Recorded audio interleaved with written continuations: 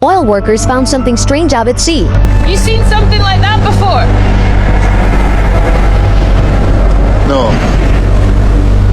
That's new.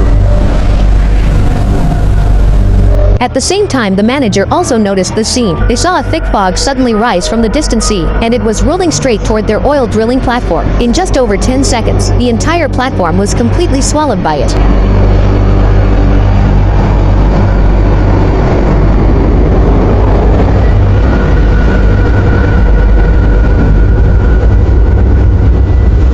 But what was even stranger was that as the fog rolled in, the platform's communication system suddenly went down. The manager thought the signal tower had malfunctioned and rushed people to go check it. But Buzz, who went up first, felt something was wrong just before reaching the top. The teammate who should have been behind him never followed, and everything around him was unusually quiet. Not even a hint of ocean wind. Buzz couldn't help but feel his hair stand on end. But since he was almost at the top, he forced himself to keep climbing. But the next second, he realized it was just a bunch of seagulls scaring him. Buzz cursed them out furiously, but it only amplified the fear in his heart. His legs trembled uncontrollably. Fortunately, his teammate finally caught up. Buzz calmed down and kept climbing, but after finishing the inspection and getting ready to leave with his teammate, he found a dying seagull in the corner. Then the medical team rushed over after hearing the news. But the strange thing was, even after falling 40 meters onto the metal deck, Buzz somehow wasn't killed on the spot, but he was basically as good as dead, because the platform didn't have the equipment to perform surgery, and there was no signal to call for a rescue helicopter. Watching a young life about to slip away, everyone felt a wave of sorrow, but unexpectedly, when no one was around, Buzz suddenly woke up again like a miracle. His mind was flashing with all kinds of images: ocean floor cracks, a massive tsunami, and some kind of mysterious passage. But the strangest things were still ahead. Because of the safety accident, the manager held an emergency meeting on the deck, but before he got through 2 sentences, a large amount of unknown material began falling from the sky. At first, they thought it was snow, but once they caught some in their hands, they realized it was some kind of black ash. Everyone froze in place, having no idea where the ash came from, but soon they were even more stunned. The barely alive Buzz was suddenly able to walk, and with a terrified look he said, "So late. It's already started." Everyone was focused on the miracle of Buzz coming back to life, so no one paid attention to what he said. Only Anna from the project team asked him about it later, but Buzz had already forgotten why he said those words. He only remembered seeing something strange in the fog at the top. Then a bunch of weird voices rushed into his head, and he passed out and fell. Anna was shocked, but the doctor thought Buzz was mentally unstable from a concussion and tried to give him a sedative, but Buzz resisted violently. Oh, you're not listening! There's something out there! It's coming! Anna asked what it was. Buzz said it was a massive tsunami. As soon as he said that, the doctor completely lost his composure, worried that Buzz might be right. Anna didn't care, because the drilling platform could withstand waves far higher than anything recorded in this sea area. Her only question was, why Buzz recovered so fast? The doctor couldn't explain it, and could only marvel at the human body. But stranger things were still coming. That night, the backup ship suddenly signaled the platform with lights. The comms officer rushed out to record it, and based on the flashing pattern, translated that the backup ship had communication failure and requested to approach the platform. The safety officer thought it was a good chance for evacuation, since the platform wasn't safe anymore. But Anna objected, because they still didn't know if there was actual danger, and stopping operations would cause unnecessary losses. Since both sides made sense, the manager chose a middle ground, and used lights to tell the backup ship to stand by and wait for further instructions. But going back and forth like this was torture for the comms officer out in the ash. After staying in the ash too long, his body started reacting abnormally. After finally finishing his shift, he wanted to take a hot shower, but when he took off his clothes he shook off some black liquid. The comms officer stared in shock, and after checking his arm, realized it was his tattoo pigment coming off, and while washing, his fingernails started bleeding. Then dizziness hit him, followed by intense stomach pain, until he collapsed vomiting blood. When his co-workers found him, he was no longer breathing, and the strangest part was that the autopsy showed he died from massive blood loss, but his body had no major wounds, so the doctor suspected a viral infection. Anna seemed inspired by his words, and rushed 2 people to the chemical lab. She said after analyzing the black ash, she found the ash was actually a strange organism, capable of merging with human blood. Based on Buzz and the comms officer, Anna suspected long-term inhalation and contact with open wounds would cause infection, but it could also repair damage and purge impurities. The comms officer's tattoo fading was the result of impurity removal, and Buzz surviving the fall and recovering so quickly was probably thanks to the organism. The manager wondered why the comms officer died. The doctor guessed. The organism wanted a healthy host, and since the comms officer had severe Parkinson's, toxins. His body rejected it and he died, so the danger still existed. The manager immediately ordered all workers outside to return and sent a distress signal to the backup ship. But moments after the broadcast, the black ash suddenly stopped falling. This should have been good news, but visibility in the fog was too low, and the backup ship couldn't navigate accurately and was heading straight toward the platform. A collision was inevitable. The manager panicked and changed plans, told Raymond to use the lights to warn the ship to change course, and told all workers to get inside and prepare for impact. But an old employee noticed someone still standing at the bottom of the platform, and no matter how he shouted, the man didn't respond. So he went down to find him and discovered it was Buzz, who should have been in the medical room. The old man was confused, but with no time to question him, he told Buzz to hurry inside, but Buzz refused. I can't go back. The old man was confused about what Buzz wanted to see. Buzz didn't answer, just kept staring at his feet. The old man saw a blue glow rising from the seafloor and asked what was down there. It's life. From the water. That's how it starts. The old man didn't understand a word, but with the ship getting closer, he didn't have time to argue. He tried to drag Buzz away, but Buzz resisted. During the struggle, they began fighting, and when the safety officer arrived, the old man was already vomiting seawater and collapsed in pain, but Buzz acted like he didn't know what he had done. Seeing the ship about to hit, Buzz rushed up the stairs, and the safety officer shielded the old man.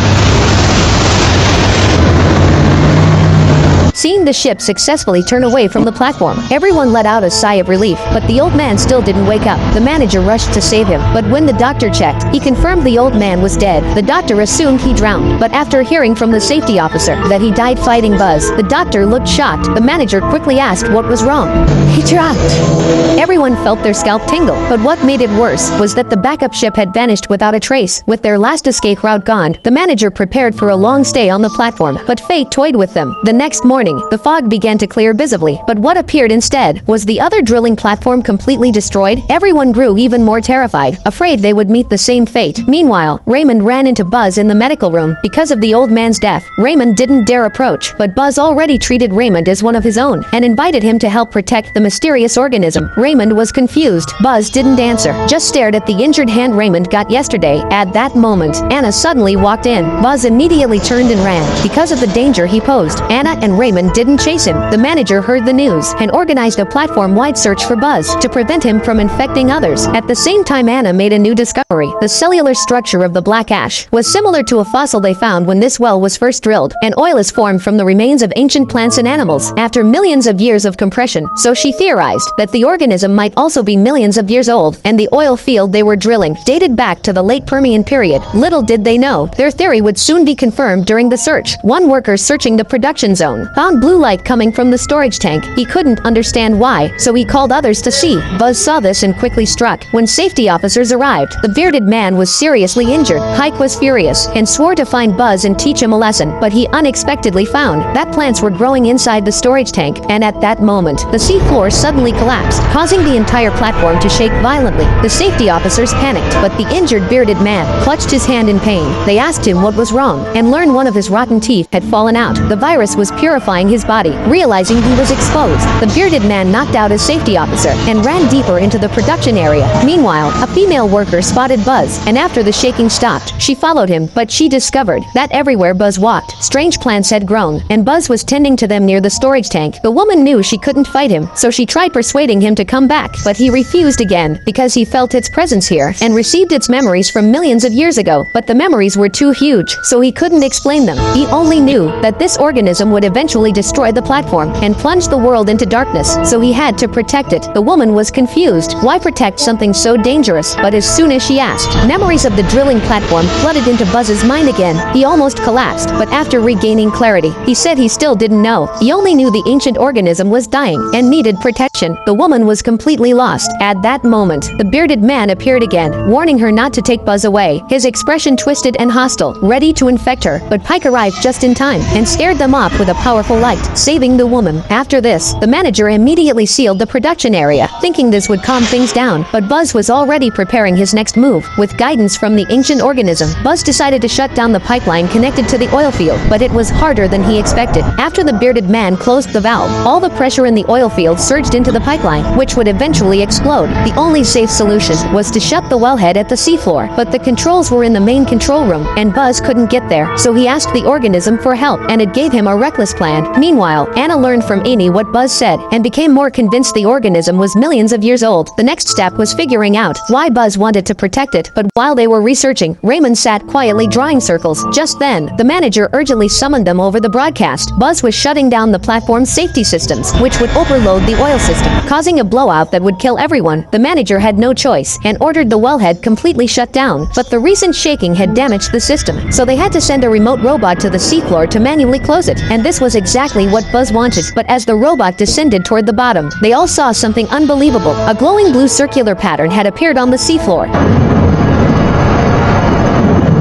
Seafloor beneath the offshore oil drilling base suddenly cracked open with a rift glowing blue. As the rift spread fast, in just a few minutes, a ring-shaped and eerie structure formed on the seabed. The employees trapped inside the base saw this, and all suspected it was the nest of those ancient creatures. Seeing the coral from the Permian era still bubbling inside, Anna guessed, "What if it's just woken up?" The manager feared they would disturb it, and quickly reminded the operator to guide the robot to slowly pass over the ring from above. They decided to shut down the wellhead first before making any plans, and using the blue ring as a clue, Anna searched the oil company's archives and found a document titled Sea Monster Project. But why would the oil company research sea monsters? Anna felt something was definitely off and decided to open it and take a look. But to her surprise, even as the project director, she did not have access. Plus, communication was cut off, so she could not contact the company. With no choice, Anna tried to guess other passwords, but she unexpectedly found a sheet full of ring sketches. Anna instantly felt something was wrong, because this was her boyfriend Raymond's desk, and when Raymond was secretly drawing these, they had not yet seen that ring under the sea, so it was clear Raymond should be infected by the ancient creature's virus. But Anna did not want to jump to conclusions just from a drawing, so she decided to find him and ask directly. To her surprise, his home was already empty, only a farewell note left behind. Anna knew Raymond left because he feared infecting her, so she rushed out chasing after him, but Raymond had fully made up his mind and went straight into the infected zone. The doctor who came with him did not know the reason, stood up and ran after him, trying to stop him from doing something stupid. But as soon as she entered, she saw something unbelievable. Inside the steel-built facility, there were many green plants she had never seen growing everywhere. It looked like a primitive forest, and countless blue light dots were gathering in the air, all drawn to the doctor's belly where she was 2 months pregnant. Even though she did not know what the light dots wanted, she could feel they meant no harm. Anna, who arrived later, was stunned by the scene. Seeing the dots gathering more and more, Anna snapped back and quickly pulled the doctor out of the infected zone. But before they could even take a breath, a ship approached the platform. Everyone thought the rescue team had arrived and happily packed up to leave, but Buzz in the infected area sensed danger approaching. At the same time, the workers ready to evacuate also realized it was not a rescue team, but lifeboats from another drilling platform. Everyone felt disappointed, but out of humanitarian concern, they decided to take them in. But the fat guy who came out first acted very arrogant. Not only did he not say thanks, he even ordered Anna to take him to the control room. Anna saw he was trying to act like the boss and firmly refused, but the fat guy immediately showed his badge, his position much higher than Anna's. So Anna had no choice but to comply, but she did not expect. The first thing he ordered after taking control was to send employees into the infected work zone to resume production. The manager naturally refused to risk employee lives and declined based on safety concerns. The fat guy had to agree because of risk control. The manager started suspecting his intentions, but since final decisions were his own, he was not afraid the fat guy would cause trouble. Meanwhile, Anna's research on the ring led to a new discovery. After repeated simulations, she found these rings resemble tree rings, so she concluded these rings were the ancient creature's way of recording time. The 5 inner circles matched the 5 mass extinctions in Earth history, and the circle with a gap should represent the Holocene extinction that has not happened yet. Once that gap closes, all life on Earth would be wiped out, and a new era would begin. So this creature appeared to cause human extinction. The manager was horrified after hearing this, but had no way of stopping it. The fat guy saw his chance, and finally revealed his real purpose. He came to inject poisonous gas into the sea, to kill these creatures and save the world, and he only ended up stranded, because his previous drilling platform attempt failed.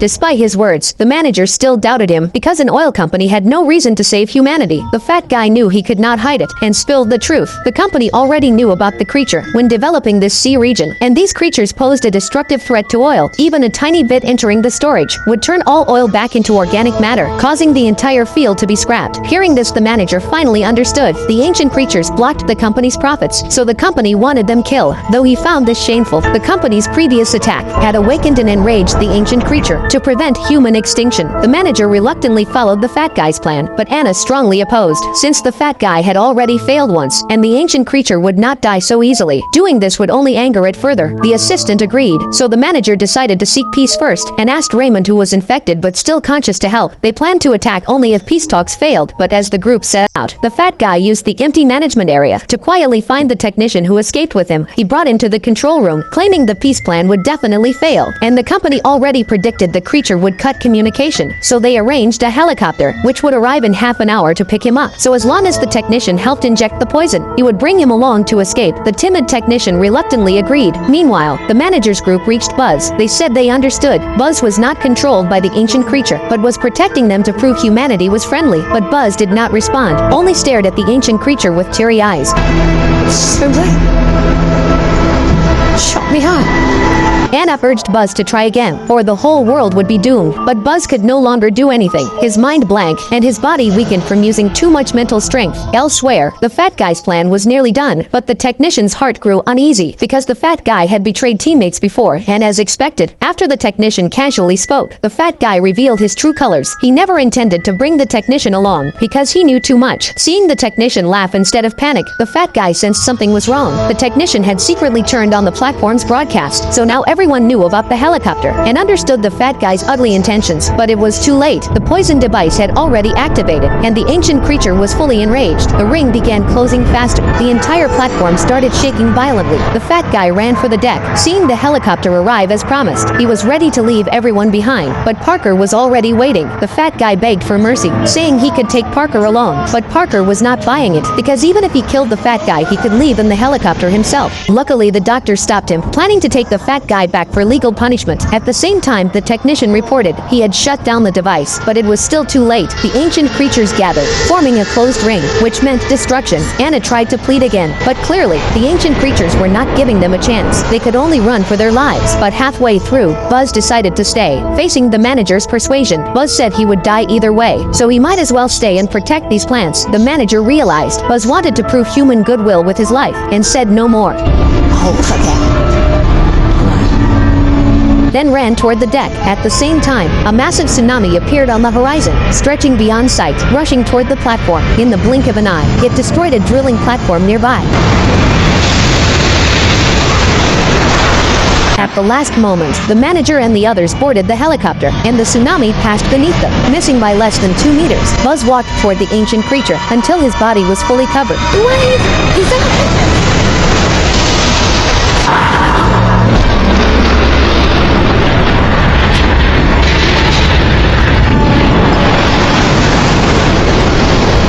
Seeing how easily the platform was destroyed, everyone finally felt true fear. But what terrified them more was the tsunami heading straight inland, and from the fat guy they learned the helicopter's destination was not home. Everyone stared at him, asking where they were going, but the fat guy refused to answer, as if he did not want to recall that place, and so they flew toward an unknown future. Whether Buzz died, and where the helicopter was going, would only be known in Season 2, but the tsunami had already reached inland.